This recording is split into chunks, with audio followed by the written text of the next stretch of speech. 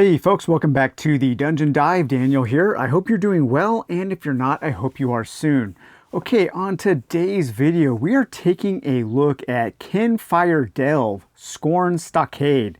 And this is a game that is designed by Kevin Wilson, with art design by Katarzyna Radusiak. I believe that's how they say their name, or maybe I just butchered it. I am sorry, but I wanted to really call that out because one of the best things about this game is the art design and the quality of the components, especially when you consider the price. These games can be picked up on Amazon for about $25. And there are 3 different versions of these small Kinfire Delve games. Now, of course, there is the Kinfire Chronicles, I believe it's called. That's kind of like the big boss battler. I have that game, but I still have yet to play it. And these little delve games are pretty interesting. They are very, very challenging. This game, if you just buy one set, you can play solo or with 2 players. If you buy multiple sets, you can play up to 4 players by combining the different heroes from the different sets, and then you can choose a boss, you can choose a delve that you want to go on. So this says, how deep will you delve? You are seekers sent to vanquish the malevolent entity Scorn. So Scorn is the main bad guy that you are trying to kill at the end of this dive into this deep well. This kind of a hellish well where all of these traps and obstacles and monsters are. Survive an onslaught of illusions and mind games to reach Scorn's final gauntlet and banish their spirit back to the beyond. A tactical and cooperative card game for 1 to 2 players. So in the last video on the Dungeon Dive, we took a look at Legends of Expedition, The Crumbling Pyramid, and that was a thematic dice game. Kinfire Delve is a thematic card game where you're basically playing a card game, trying to match suits, using different powers on your suits to overcome these different challenges. But man, the component quality in this game is just amazing. Even the box is really sturdy. This is one of the sturdiest boxes. I love this box. It's nice and small. This is a great small game, a pretty good travel game. Just very, very high quality. You get some tokens that you will use to keep track of your progress, because each of the challenges that you're trying to overcome needs a certain number of progress tokens added to it before you can remove it. You will get a small rule book. Now on BGG, there is an FAQ and some questions and some errata. So I do recommend reading that because it does answer some questions that I don't think are answered very well in the rule book. And the font in the rule book is very, very tiny. But hey, it's a small box game with a small rule book, so that's kind of to be expected. You will get 4 of these custom D6, and you will use those to add successes to your challenges. You will get a D10, and this is used to represent your health. Now, what's interesting in this game is that all of the players share the same health pool. And so that is one of the things that kind of balances the game for different player counts. So you will start that with 10, and then you will get these absolutely gorgeous cards, some of the nicest cards that I have ever seen in a card game. These are the well cards, and man, these cards are so high quality, just really, really nice. But this basically represents the dungeon, the deep well that you are delving into, and you will have to deal with all of the cards in this deck. As you progress deeper into the well, you will discard cards from the top, working your way towards the bottom. Once you reach the bottom, you will fight the boss. As you retreat in the dungeon, you will add cards to your well deck. So it does have a good representation of progress. But all of these are different types of challenges. So we have things like traps, like this oubliette. And this trap needs 15 progress. You will play cards that are matching the suit. The suits are colors, or for colorblind people, the suits are represented by these little tiny shapes. I think they could have made the shapes a little bigger just to help with that accessibility, but they did think of that. So there are basically 3 different suits. We have blue, green, and red. And as a player, you will have a hand of cards with different powers that match those colors. But we have traps here. We will have some flavor text that you can read that adds just some spice to the game. It gives you maybe a little feeling of the atmosphere, of the setting, of the theme. And then anything in bold is a rule that is in place while that card is on the table. For instance, this trap here says the value of each action is reduced by 1. So every card you play as an action will have its value towards that progress reduced by 1. We have things like puzzles. Now, the different types of challenges, those can be made harder or easier depending on the types of actions you take. You might have an action that is really good against puzzles, or really good against traps, or really good against obstacles, or perhaps also really good against combat. So this is a puzzle, the Trial of the Heart. It needs 7 progress to defeat. When you do defeat it, you can delve 7. So that would mean removing 7 cards from the top of your well deck. If you fail that challenge, then you would take, on this challenge, you would take a point of damage. On this challenge, if failed, discard your hand and attach this card to Scorn, the boss that you are trying to kill. And you really don't want to discard your hand. It's very challenging to get more cards in this game. It's kind of also has a resource management style system to it, where you have to take a disability, you have to take an affliction, I should say, an affliction in order to draw more cards in your hand. Some of the powers that the different heroes have will also allow them to draw more cards. And then combat here, this is a pretty beastly dude here with it needs a 12 progress.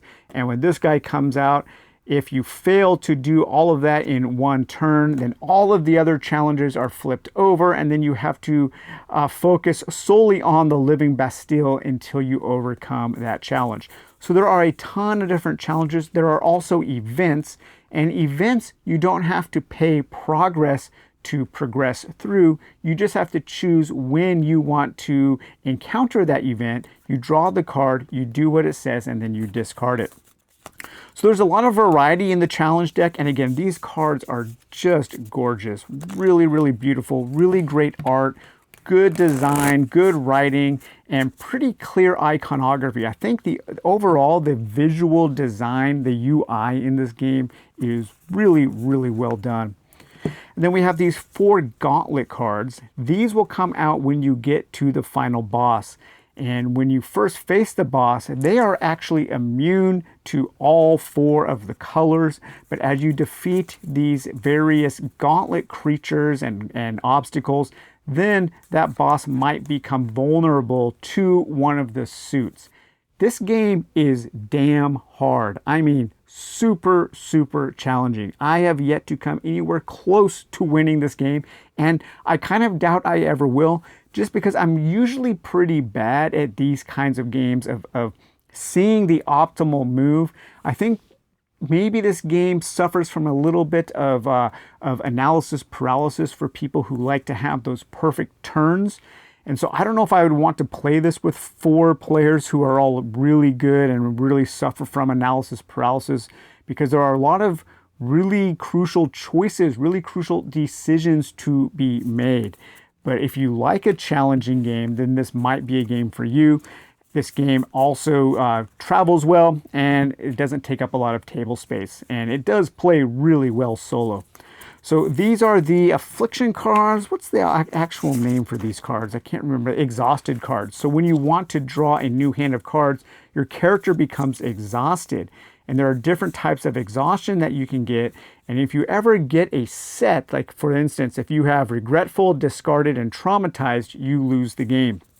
And each of the sets has some different mechanisms associated with these exhausted cards. And so the different sets do play differently. I have another set coming because I did like this game enough that I wanted 2 sets so I can kind of mix and match heroes and maybe play with a 3-player game using some of the heroes from the other sets. And then each set also comes with 2 heroes or seekers. And once again, just the card design is absolutely gorgeous. These are the bosses. We'll take a look at those in a minute. But you will have your main character card, but just look at that embossing on the card and the gold leaf, and just the cards feel so nice. I just can't overstate how well the design of this game is in terms of the component quality, especially for the price. Just a real bargain. But your character will have a special power. So here we have Fang Longstride, the Bard of Destiny. So that is his power there. Each character will have their own lantern, which is kind of an ultimate ability that gets charged up, and then you can flip it over, and then you can take advantage of that special ability. And then each of the characters also has a deck of, I believe, 18 different cards associated with those 3 suits. Some of the cards are multi-suit cards. So here we have a blue-green card here, another blue-green. Here we have a red-blue. And these are all different powers, different actions that you can take on your turn. So this would be a flank action, which would add 1 progress. However, each of the cards can also be used to boost other cards that are played. If you're playing solo, you can boost yourself up to twice. If you're playing with other players, you can boost their actions up to twice. And the boost card has to match the suit. And some of the cards also have an additional ability that you can take advantage of if you play that as an action. If you play it for its boost value, you cannot take advantage of that additional action. So that's Fang Longstride there. And then the other character we get here is an orc, and that is Naz of the Wind Strikes. She's a tactician. So there is the special power for Naz. There is Naz's lantern, and then here are all of Naz's cards. Again, really cool. So I do enjoy this game. It's just, man, this game is so challenging for me, and I haven't come close to winning. And then we have the 3 different versions of the boss. So every time you play the game, you will randomize one of these. The boss is always Scorn, but Scorn will have different abilities and different bonuses, and also from 15 to 25 progress. So we will, let's randomize that. We will place that Scorn aside. We will take our well deck, and let's give that a very quick shuffle here. We will discard the top 3 cards. So we've made a little bit of progress. Place the well there. We will place Scorn in the center of the table. And then we will populate our dungeon with the first floor as we are trying to go down by drawing 4 cards and placing those around Scorn. So we have Obstacle. This is Harmony's Plaza. This will take 7 progress in order to defeat this card. When we defeat it, we can delve down 3, removing 3 cards from the top of the well. If we fail to add enough progress on a single turn, we will take 1 point of damage. Also, if failed, suffer 3 damage for every combat in play. So if we have combat cards, this Harmony's Plaza will become more dangerous. There are a lot of interactions with the cards, a lot of things that you have to look at to see, okay, so I have this card here and this card here. Those cards interact in a way that makes the challenge more difficult. And then this also says, stay out of the plaza, stranger. Its stones are stained with death. So that's the first challenge there. The next one here, we have combat with an empty priest. Empty words come from empty things. If you fail this challenge, fail all other copies of Empty Priest in play. For every card you cannot discard, suffer 3 health. Very deadly. If we fail, we have to discard a card. If we succeed with a 7, we can go down 2. We also have a puzzle, Trial of the Heart. What weighs so heavily upon your heart, prisoner? If failed, discard your hand and attach this card to Scorn. So Scorn will be boosted by cards that get attached to them. That's kind of their main mechanism. If we defeat the Trial of the Heart, we can delve 7.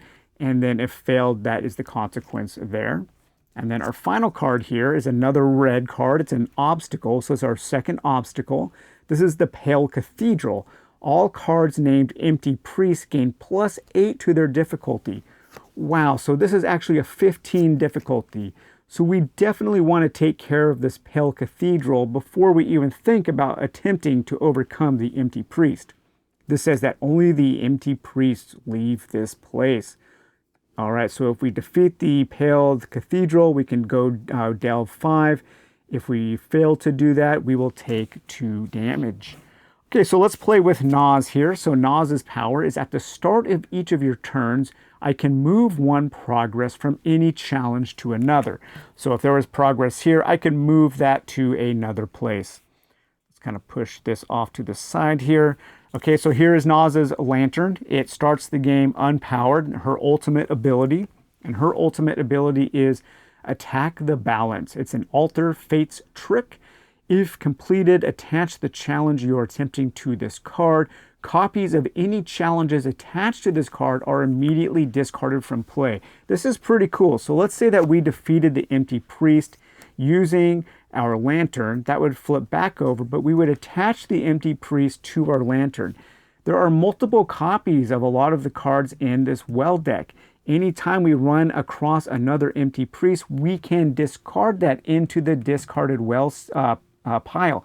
It doesn't count as an overcome challenge. We don't get to add it. We don't get to take it away. So there is a chance where if we retreat, if we add cards back into our well deck, that we will have to come across them again. But I think that's really cool. That's a neat power. All right, then we'll shuffle our deck up here.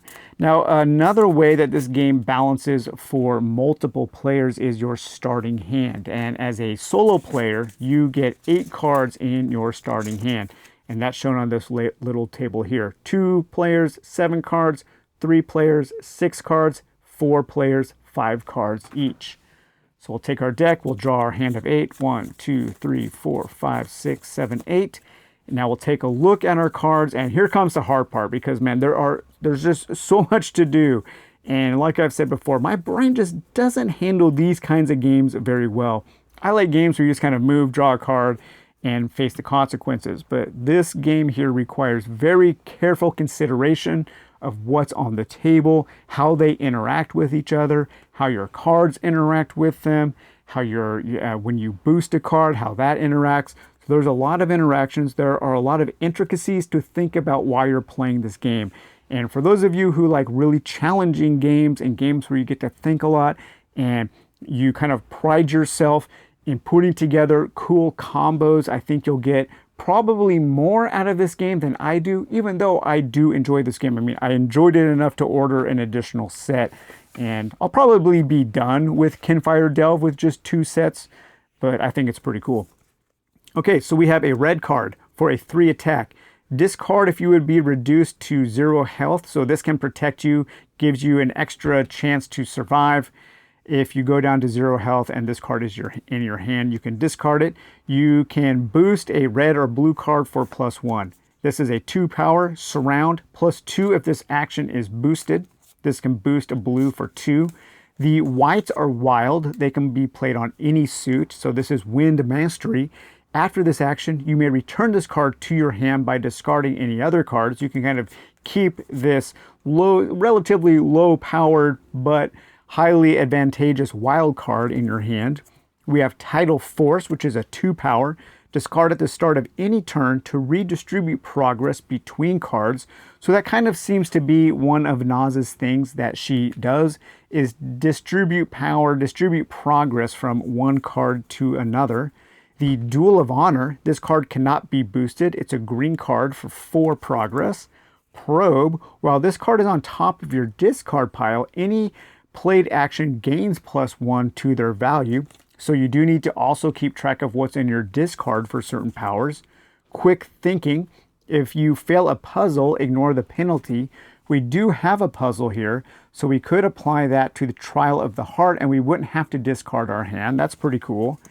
And this as a boost will give you a +3 to a puzzle. And then finally we have Knockout. This is a red card for 3 progress. Before this action, you may discard a challenge with progress on it. So if a challenge already has progress, we can just knock it out and discard it, but we don't get to keep that card, removing it from the potential of having to re-encounter it if we retreat. And some of the cards will have retreating for a penalty. And on the back of the rule book, we do have a very handy kind of manifest here of all of the icons. So once you kind of learn the game, basically you'll just be looking at this as reminders. So yeah, let's see. Let's make our first mistake here because I probably am going to pick the most, or I definitely won't pick the most optimum play here because I almost never do. But let's see. We do want to try to take out this Pale Cathedral before we attempt the Empty Priest. If failed, suffer a +3 for every combat in play. And we have 1 combat, so that would be 4 damage. If we can't do 7 damage to that obstacle in 1 turn, we will have to take 4 damage. And man, that we only start with 10 health, so that takes us down really quickly. Generating, I will probably need something that will prevent me from taking damage from an obstacle. We do have this puzzle here. Let's see. If you fail a puzzle, ignore. So I'm going to play this for an action. So that is 2. So I will add 2 progress to Trial of the Heart.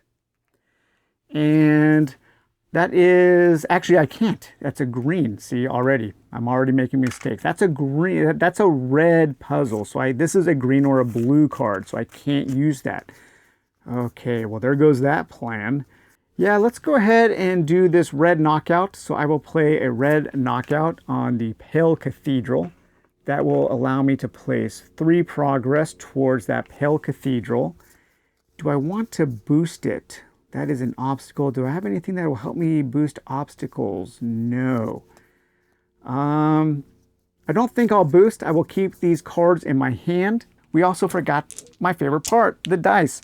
We also get to roll dice that might potentially add more progress to this card here. So this is a red card, so we are looking for red.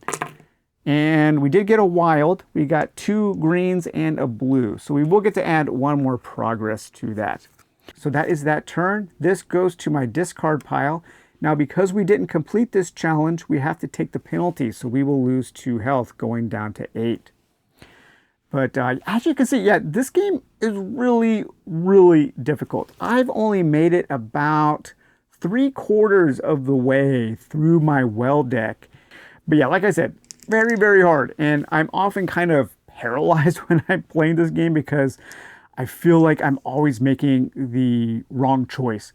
And knowing when to boost, you know, if you go through all of your cards, you can't draw any other cards into your hand until you take an exhausted card. And if you ever get a set of 3 of those different exhaustion cards, you lose the game.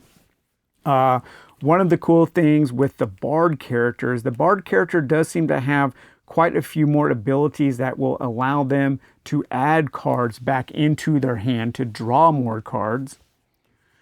But all right, so let's play another turn here. I probably want to keep going towards this obstacle here. So I think I only have 1 red card though. I think I will play this 3 here. So that will allow me to add 3 to that. So now we are at 3, 4, 5, 6, 7. So if we can roll 3 reds or maybe that wild, and we, oh, just barely. Okay, so we've got that. So we can add 2 more. Now I could have boosted that card with something, maybe using that wild. If I chose to boost it, then we would have added another. So that would have overcome that challenge. Then we could remove this, removing it from the game, adding it to our tableau as an overcome challenge, and then we would add an additional card. Additionally, we would get to delve down 5. So 1, 2, 3, 4, 5. And so that's basically how the game plays. It is, yeah, like I said, I have a very, very difficult time playing it, but I have greatly enjoyed my time with it.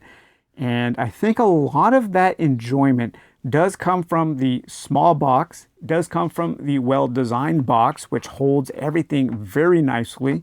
It's a very sturdy box. The cards are gorgeous. The art is gorgeous. The design of everything is really nice. I like the flavor text. I like the different ways that these cards work together to make things much more difficult for you. There is some luck involved, especially with when you roll those dice. Sometimes this D6 here will have the wild sign and the wild symbol. That will add bonuses for you. And it'll also have this darkness symbol, and that will often make things really bad. And also for Scorn, each time you choose not to play an action, you have to roll one of these, roll this wild die. If you roll the black symbol, then you have to also take an exhaustion. And so that is another very, very quick way you can lose. It's very difficult to gain health back in this game. The opportunities to heal are incredibly rare. Your health ticks down very, very quickly. And yeah, so if you guys have any tips on how to be really good at this game, I probably just have to be a lot better at games to be good at this game. I can imagine somebody who's really good at analyzing all of the possibilities and looking at each turn in an optimal manner will do much, much better than I am in this game. But I can recommend this game, especially if you're looking for something small, you're looking for something that doesn't take a long time, a good travel game, you're looking for something with good art design and good components, and you want something that is affordable. And that is something that is increasingly rare these days. If you don't like games that are overly challenging and you don't want to feel like you're constantly getting beat up on every turn, this may not be a game for you. But hey, Kevin Wilson, he seems to like those kinds of games. I mean, Arkham Horror 2nd Edition, anyone? So, all right, I hope you enjoyed taking a look at Kinfire Delve, Scorn, Stockade. We will talk to you later. Bye-bye.